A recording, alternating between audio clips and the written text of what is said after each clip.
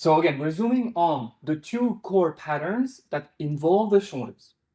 One, we have established, labeled as being the change of the shoulder stack. So the shoulders can be, remember, over the wrist line, over the center of the hands, over the fingers, and they can also go in the danger zone, which is hollow back, which is before the wrist line. Okay? And the other shoulder pattern is what happened here between the rib cage and the arm. And that's what we call anatomically shoulder flexion extension.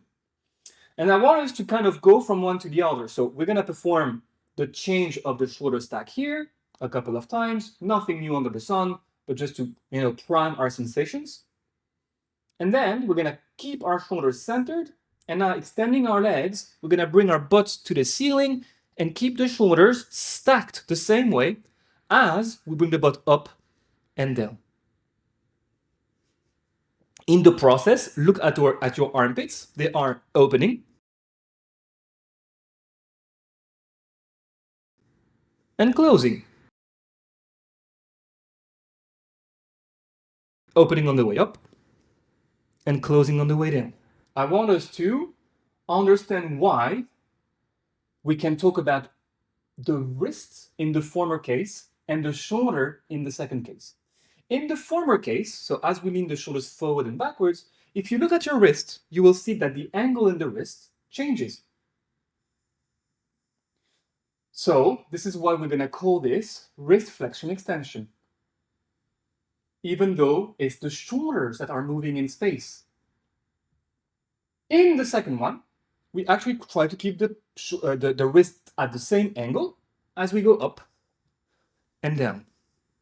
Up and down. So really picture that wrist, that angle there, and see that when we perform the first pattern, that angle changes, but when we perform the second pattern, it doesn't change.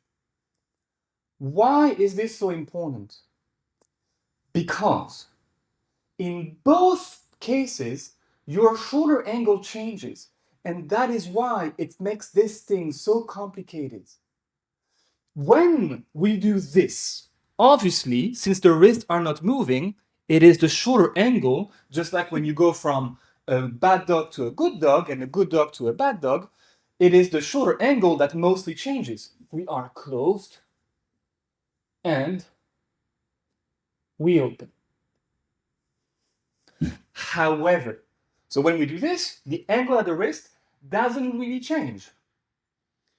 When we move the shoulder stack, so we move the hinge at the wrist level, the shoulder angle has to change as well. And so I'm going to show you now, if I go from over the fingers, which is planche, to centered, to hollow back, yes, the wrist angle will change, but the shoulder angle will change as well. And this is the source of the confusion.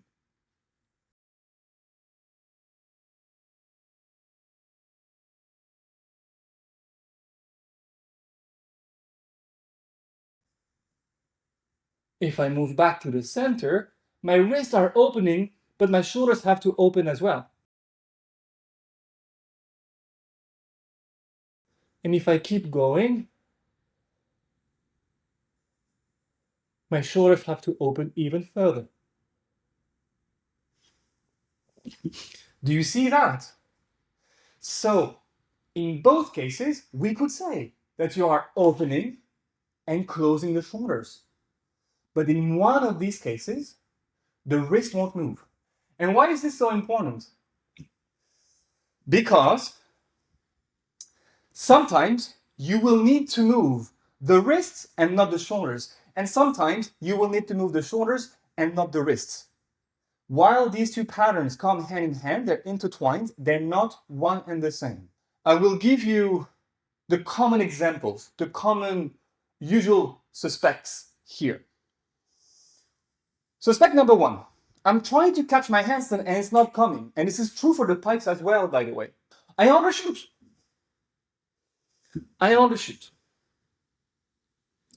And so, knowing that my lower body is not moving far enough, I open the shoulders here. And it makes me fall. The reason for that is I opened the shoulders, but I kept my shoulders forward. I should have done both patterns and not just one. I am here. If I open now, I will fall. I need to work at the wrist level and then I can open. But if I stay here and I open, immediately game over. And this one specifically, I see it in the homework and I see it in person here.